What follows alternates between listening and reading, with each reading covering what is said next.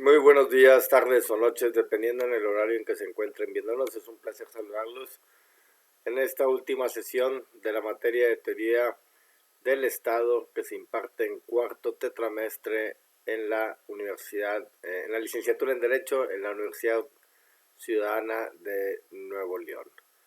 Es un placer saludarles ya en esta última sesión que impartiré en esta cátedra y pues es la sesión número 12,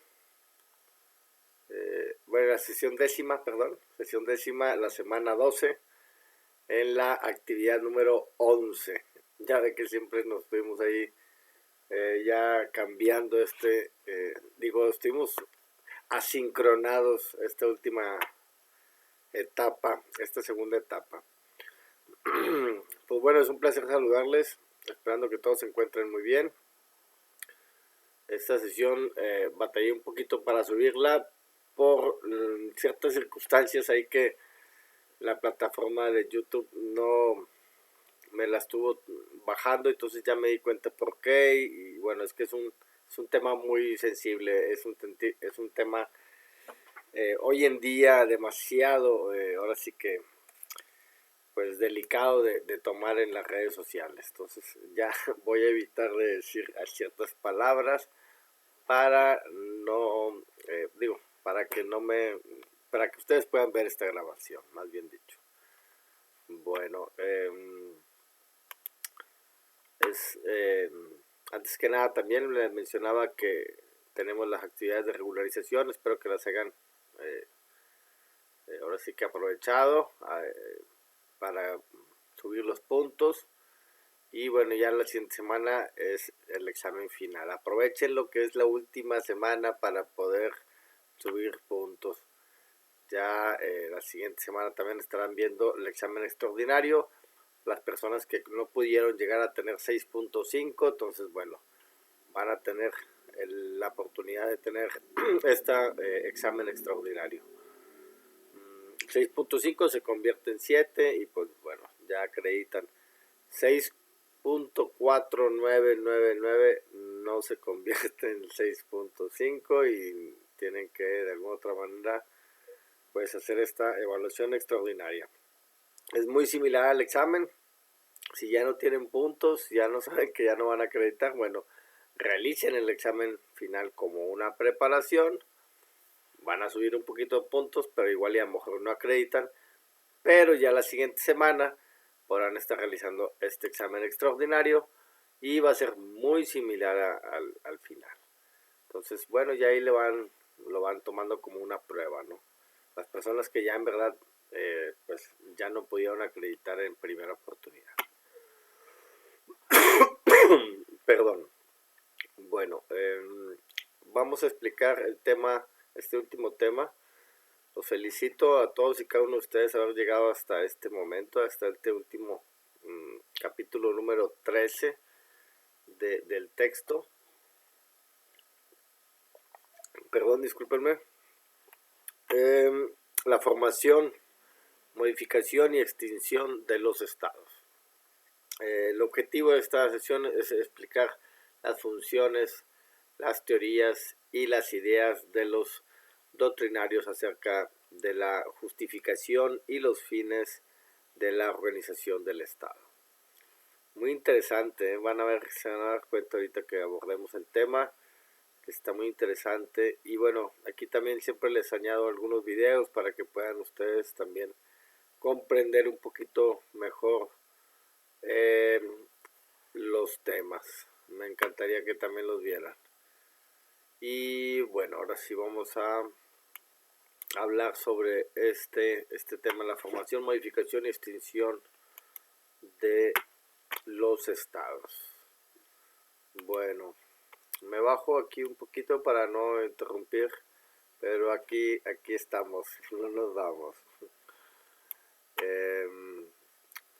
La unidad 13, como les mencionaba, formación, modificación y extinción de los estados. La última unidad que estaremos viendo. El objetivo de esta unidad, haremos primeramente en esta presentación, en esta primera presentación, haremos así como de lo que estaremos viendo un poquito más adelante. Vaya, un objetivo general de la unidad. Comprender las teorías sobre la formación, modificación y extinción del Estado, analizando las causas de crisis y el surgimiento de nuevos regímenes.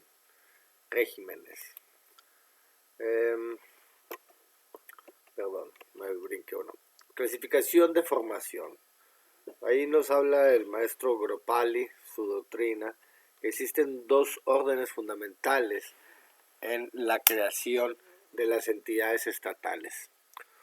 Formación primaria, surge de manera directa, originaria o mediante fundación, y la formación secundaria.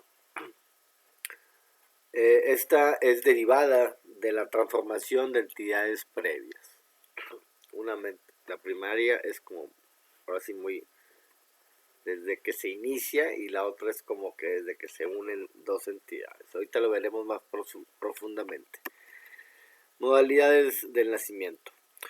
Una se hace por fundación, aparición directa de un nuevo estado en un territorio sin soberanía previa organización. O sea, era virgen, se podría decir, que ese territorio. Y pues bueno, es fundada por un pueblo, ¿no? La unificación también se puede dar como nacimiento de un estado. Varios estados deciden unirse para formar uno solo, consolidando poder y población. Y por último, la disgregación. Es una constitución de varios estados a partir de la fragmentación de una entidad mayor. Ok, ahorita comprenderemos mejor esto. La fundación, pues bueno, creo que ya es comprensible, ¿no? Desde que no hay nadie, pero los casos prácticos nos mencionan aquí, la historia nos muestra ejemplos claros de la formación secundaria, como México, la unión de diversos estados para consolidar una federación única. Hay que entender que somos Estados Unidos mexicanos, ¿no? Y la URSS, también hablaremos de este caso, el caso inverso, donde un gran estado se disgregó en múltiples soberanías nacionales. ¿Ok? Modificación del estado. Alteraciones de elementos. Un estado se modifica cuando cambian sus componentes esenciales. Cambios drásticos en la población, transformación de poder, ya sea evolución o revolución de un estado, y alteración del territorio, auxiliar indispensable para la vida también el estatal.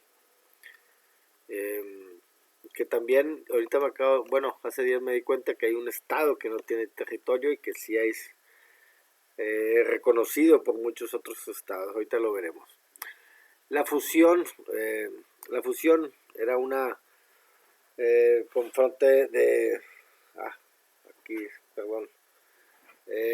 dos estados de alguna otra manera se fusionan para poder crear una misma entidad. Una incorporación también de alguna otra manera es para un estado se incorpora a muchos más. Y el fraccionamiento, pues bueno, de los demás estados se llegan a fraccionar y dejan de ser uno mismo y llegan a ser ya ahora sí que muchas entidades. Era lo que veíamos anteriormente con lo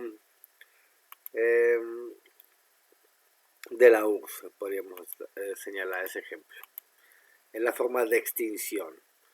Ahora sí estaremos viendo en el 13.1 formas de gobierno, la estructura del poder.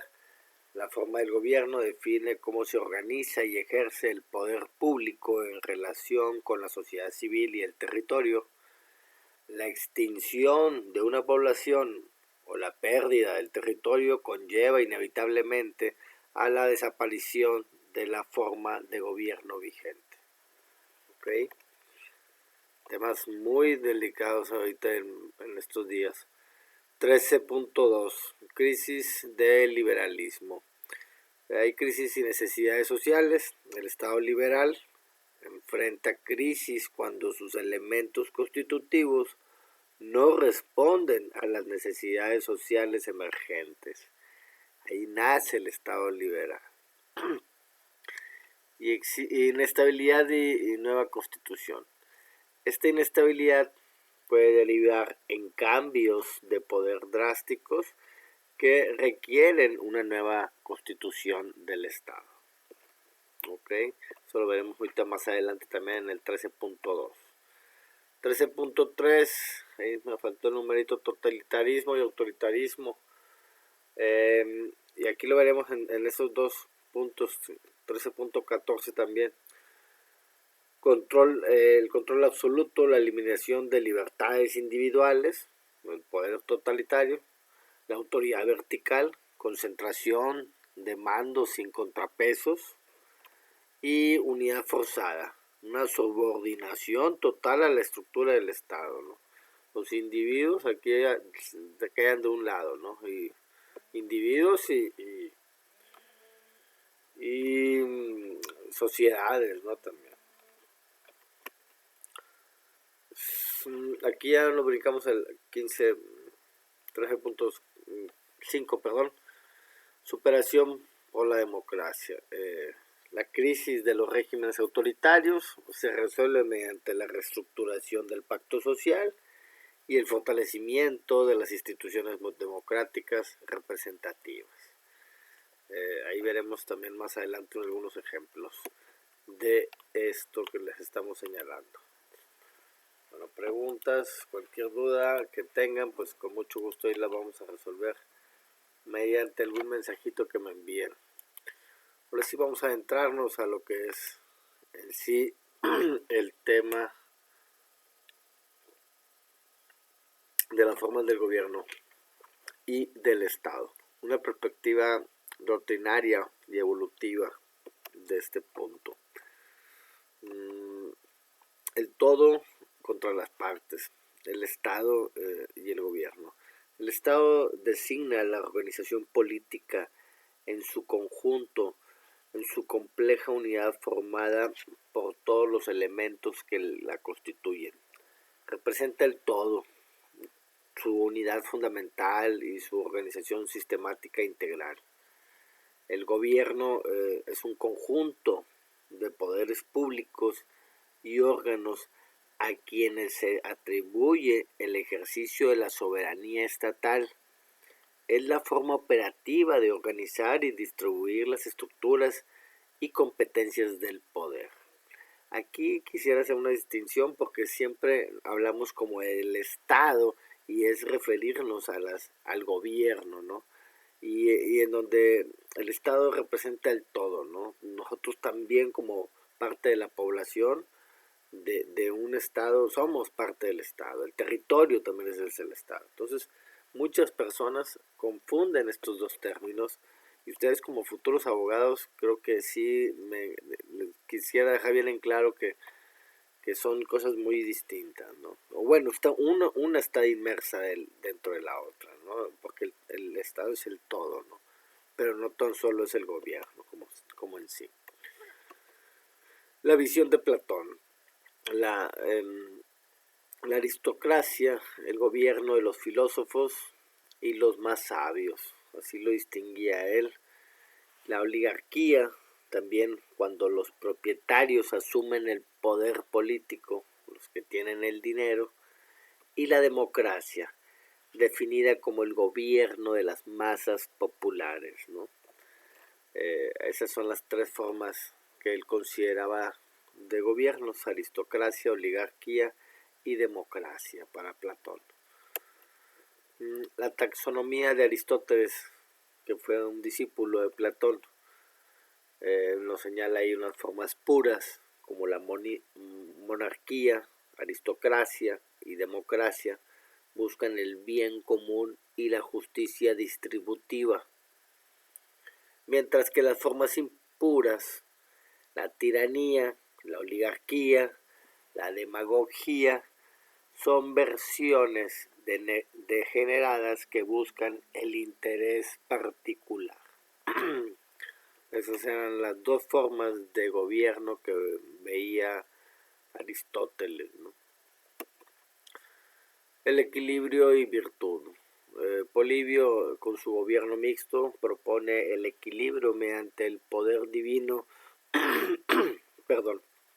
entre el pueblo y el monarca para evitar la degeneración cíclica. Y Santo Tomás de Aquino en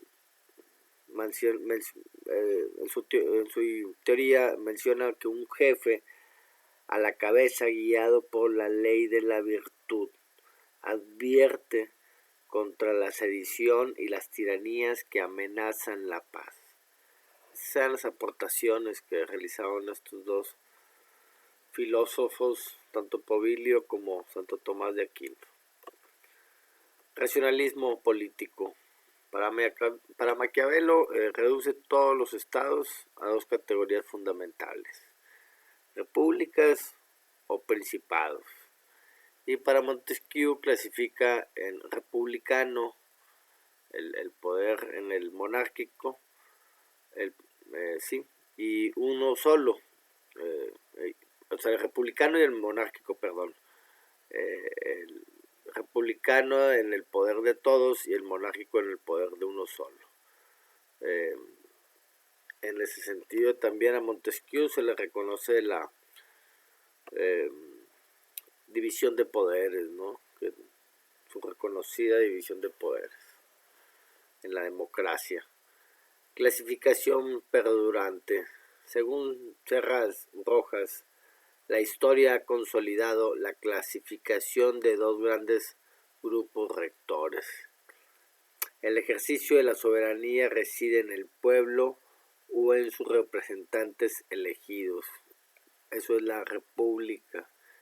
Mientras que la monarquía, el mando supremo es ejercido por un monarca, usualmente de forma vitalicia y hereditaria. Las dos formas de grupos de poder, no sé, bueno, de consolidado, clasificación de estos dos grupos. Para Serras Rojas, el estado simple o unitario. Si hay una centralización de soberanía, es aquel en el que la soberanía se ejercita directamente sobre un mismo pueblo en un territorio unificado.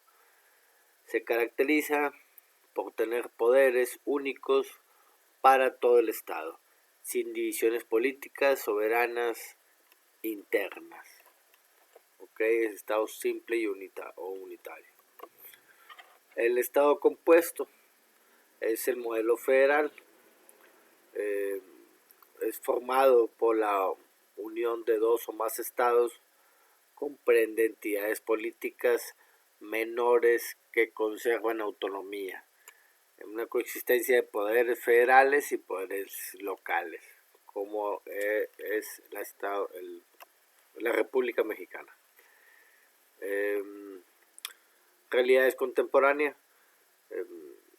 Hay la monarquía. Hoy en día se mantienen en Inglaterra la monarquía y también el sistema parlamentario. En España se mantiene también una monarquía y su constitución. Y también en las repúblicas, pues bueno, se mantiene la democracia representativa, ¿no?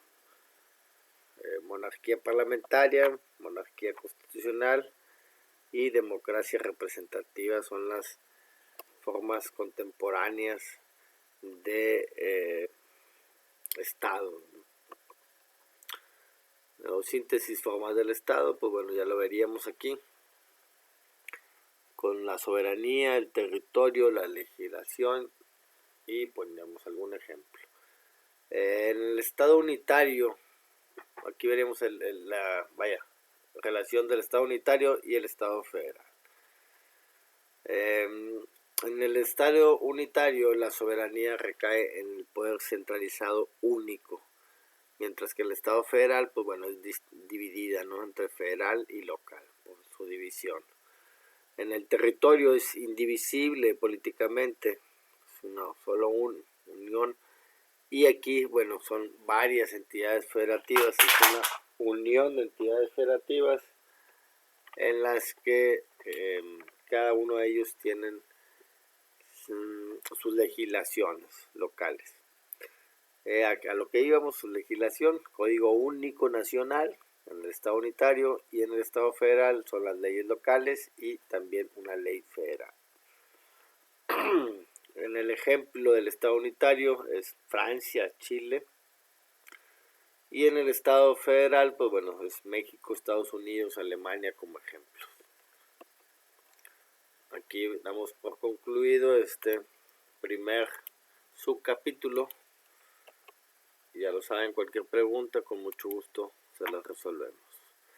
13.2, vamos sobre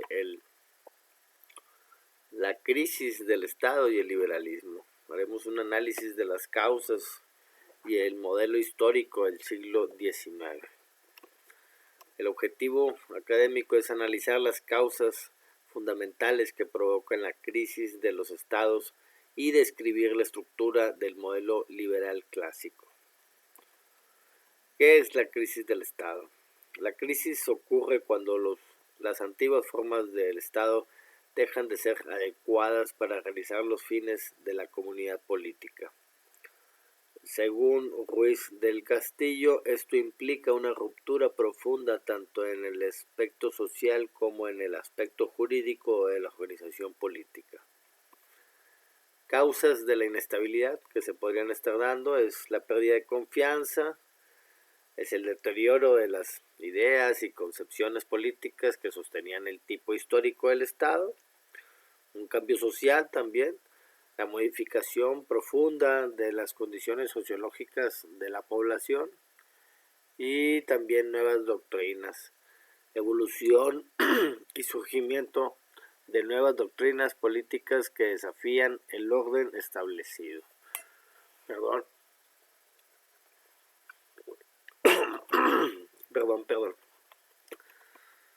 El modelo liberal. Floreciente en el siglo XIX, el Estado liberal surge como respuesta a la necesidad de orden tras las revoluciones.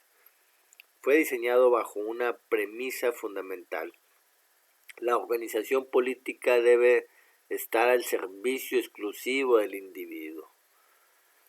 Esa es la primicia del Estado liberal. Filosofía de la libertad. El Estado funciona sobre la base de un catálogo de libertades individuales que reconoce y respeta.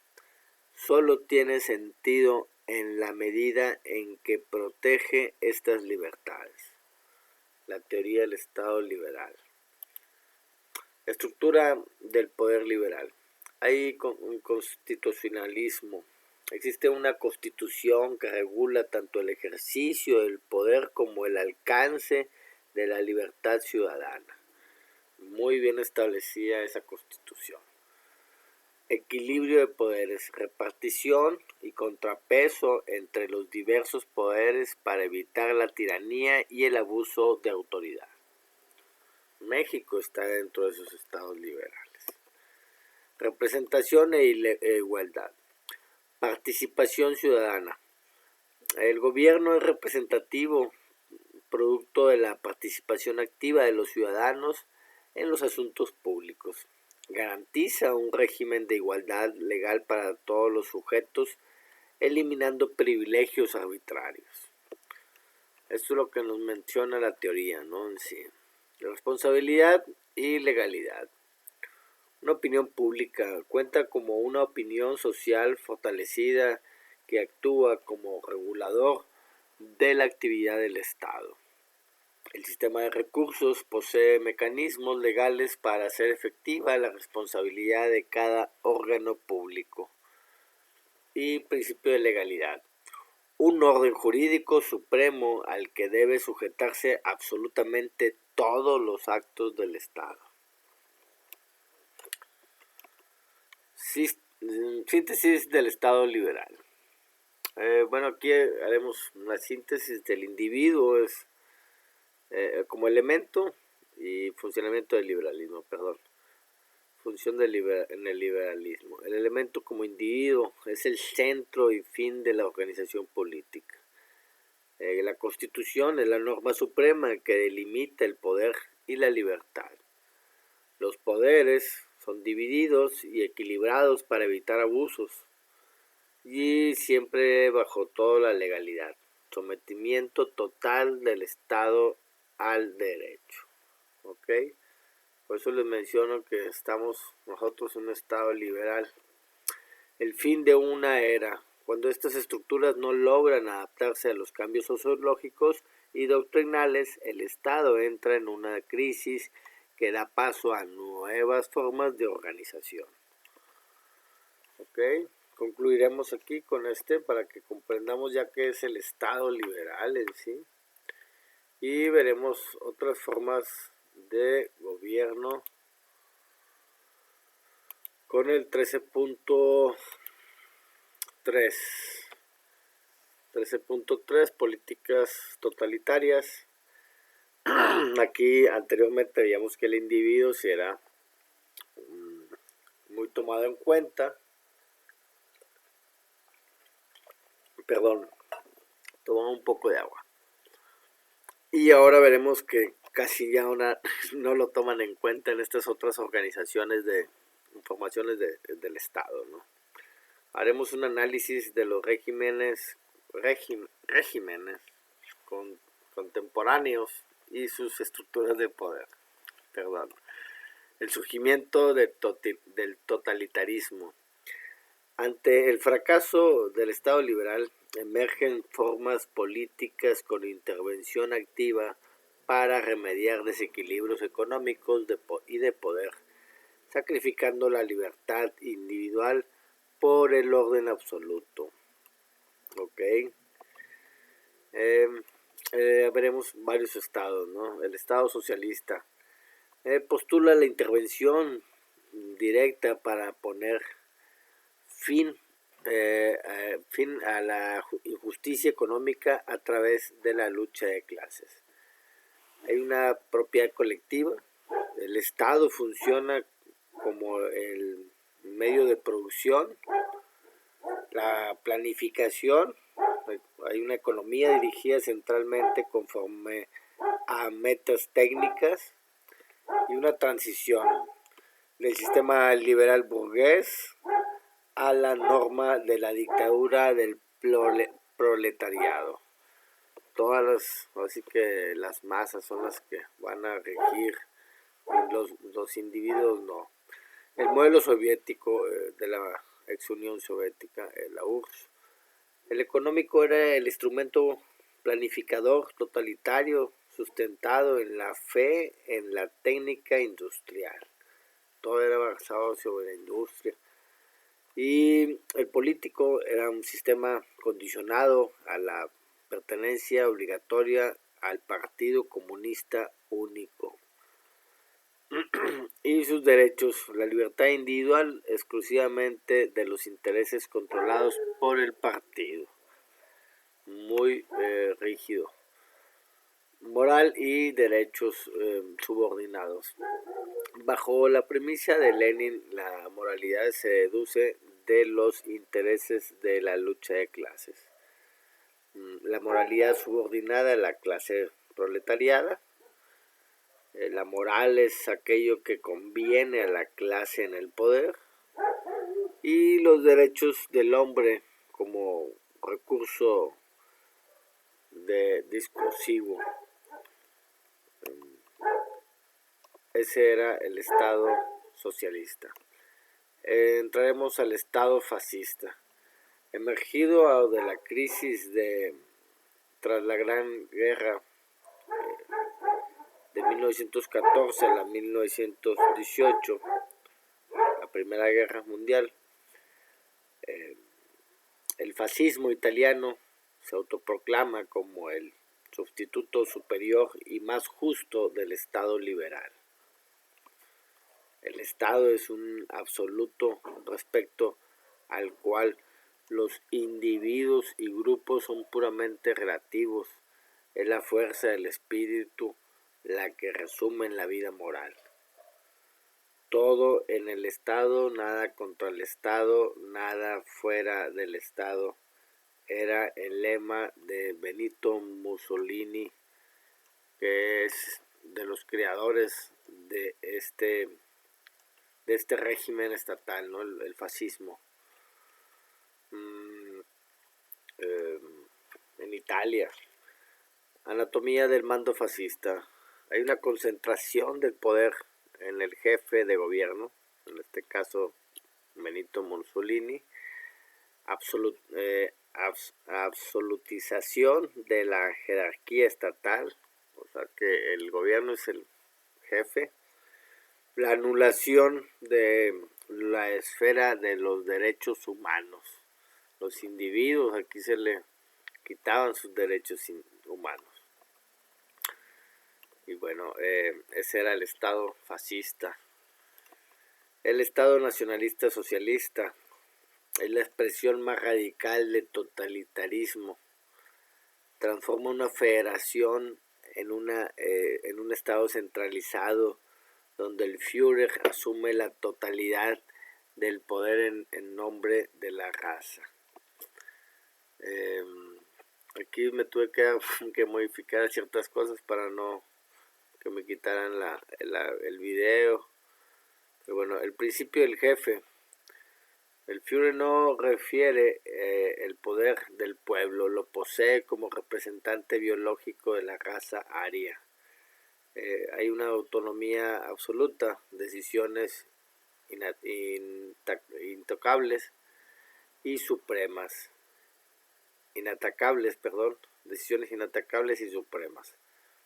Partido único, vinculado orgánico entre el caudillo y las masas, y el derecho de la fuerza.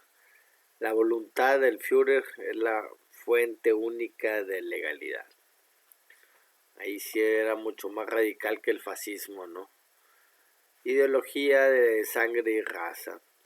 Unidad étnica, nación del pueblo basada en rasgos hereditarios físicos, psíquicos de la raza aria.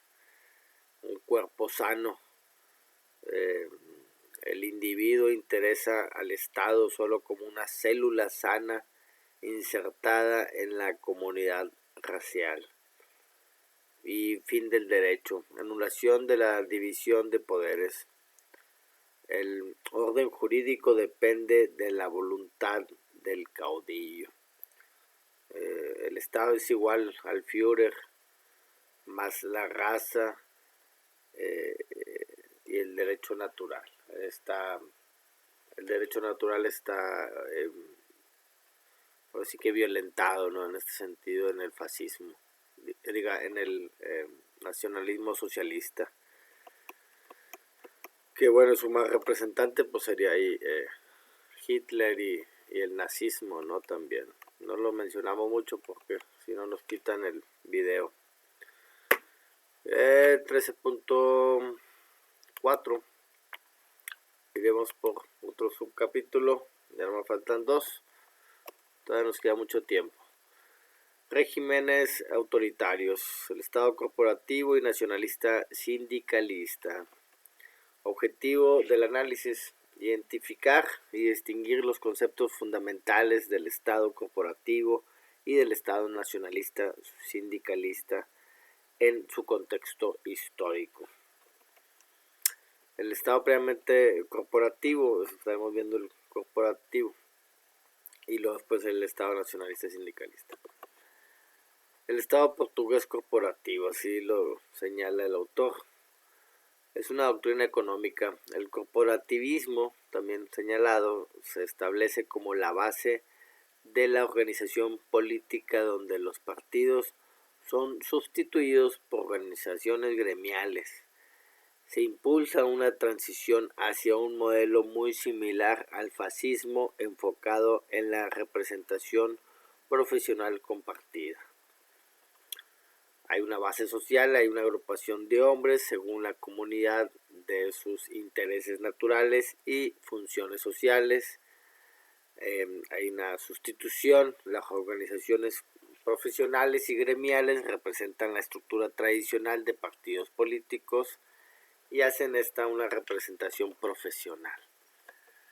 El sufragio orgánico es una renovación del poder. Los gobernantes no se renuevan mediante el sufragio universal, sino por el llamado voto orgánico. La emisión del voto se realiza estrictamente a través de las corporaciones u organizaciones reconocidas por el Estado. O sea, entre ellos mismos señalan quién va a ser el jefe. La experiencia mexicana, un análisis del corporativismo hegemónico hasta el año 2000. Señala aquí el autor el modelo del PRI, un partido hegemónico que organizó a la sociedad civil en bloques funcionales. El sector campesino, organización de los trabajadores de la tierra, el sector obrero, control de las fuerzas sindicales industriales, y el sector popular, inclusión de comerciantes, profesionistas y militares retirados. Esa era la organización, las bases políticas o las bases del Partido Revolucionario Institucional, como modelo de ese corporativismo, ¿no? Unidad de interés, centros de relaciones, la profesión de la unidad de los hombres que comparten las mismas instrucciones y hábitos, intereses y aspiraciones comunes y necesidades y formas de vivir idénticas. Esto es la unidad de intereses que llegan a tener esta corporación. El Estado nacionalista, forma de gobierno en sí. El Estado nacionalista sindicalista, ya veremos el siguiente, el rescate de los valores patrios en la España de 1939. Aquí hablamos de que se iba terminando la Segunda Guerra y bueno, iba iniciando y teníamos a Francisco Franco, es un gran representante de este movimiento nacionalista sindicalista. Respuesta a la crisis. Ante la influencia de ideas marxistas y la crisis del liberalismo en los siglos XIX y XX, surge una nueva organización política impulsada por José Antonio Primo de Rivera y la Falange Española. Busca rescate de los valores patrios, unidad nacional absoluta y persona como portadora de valores eternos. Esos sean sus principios de este movimiento. Síntesis de modelos.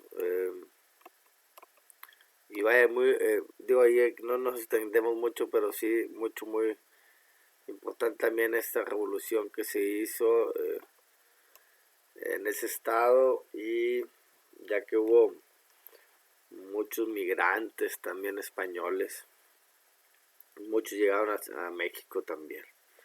Síntesis de modelos, como concepto tenemos a la base y el sufragio y el referente, estaremos viendo los dos modelos, el corporativo y el nacional sindicalista. Su base, intereses profesional y gremios, ese es en el estado corporativo, mientras que en el nacional sindicalista, sus valores patrios y la unidad. El sufragio, cómo votaban, era orgánico, vía corporación en el estado corporativo, y en el nacional sindicalismo era vertical, ahora sí que mediante una organización identitario. Y el referente en el estado corporativo era en Portugal, el Salazar, y acá en el modelo del PRI en México. Y mientras que en España, era el primo José Antonio Primo de Rivera, que también ahí con Franco, uno de sus seguidores, fieles seguidores a esa tendencia. Bueno, preguntas, cualquier detalle. ahí con mucho gusto la resolvemos. Por último ya veremos el 13.5, la superación de la crisis del Estado a través de la vía democrática. Veremos aquí estas instituciones que nacieron después de los conflictos bélicos, una revisión permanente de las estructuras políticas frente a los retos del siglo XXI. Objetivo del análisis o meta central es identificar los elementos claves para la reflexión sobre la superación de la crisis del Estado utilizando la vía de la democracia como herramienta transformadora. Obliga a una permanente revisión de la estructura del Estado liberal frente a los riesgos actuales. Hay un contexto y una globalización. A pesar de la aparente superación de la crisis del Estado liberal por los vientos de la globalización, persisten desafíos estructurales que no pueden ignorarse. Riesgos latentes en la organización política, necesidades de una revisión constante del modelo y precisión de indicadores económicos globales. Cambios geopolíticos recientes. Aquí creo que te evitaré también muchos temas, pero bueno, la crisis actual se ve alimentada por hitos históricos y conflictos contemporáneos que han reconfigurado el mapa del poder. Ha habido eventos críticos como el desmembramiento de la URSS, guerras por el petróleo en países árabes, recesión en potencias occidentales como en Estados Unidos. Los sistemas políticos parecen rebasados por acontecimientos económicos. Así nos señala el autor.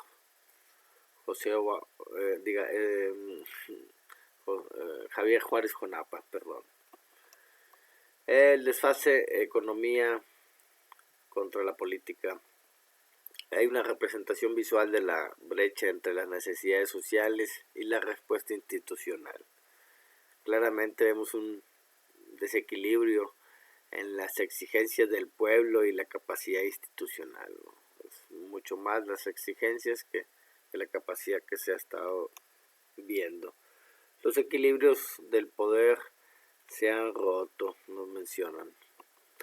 Amenazas a la supervivencia. Los estados liberales sobreviven bajo condiciones extremas y riesgos transnacionales, ya que existen el crimen transnacional organizado, migración y pobreza, falta de crecimiento económico y el calentamiento global radical. Este último es el factor crítico, el calentamiento global. Este es el problema más importante del mundo actual. Sus efectos se han radicalizado, presionando las fronteras y los recursos de todos los estados sin distinción. Es el desafío existencial para la organización política hoy en día como tal. Más que todo por la escasez de agua, ¿no? Y pues bueno, ahí hay migraciones y hay conflictos entre los estados por estos migrantes. El fracaso de los modelos clásicos. Está demostrado que los modelos probados intensamente no cumplieron sus promesas. El Estado liberal ni el Estado socialista. No lograron el bien común, no cumplieron con los fines del Estado, fallaron como garantes de las libertades del hombre. Hay una ruptura del equilibrio, hay una cero sintonía con el pueblo.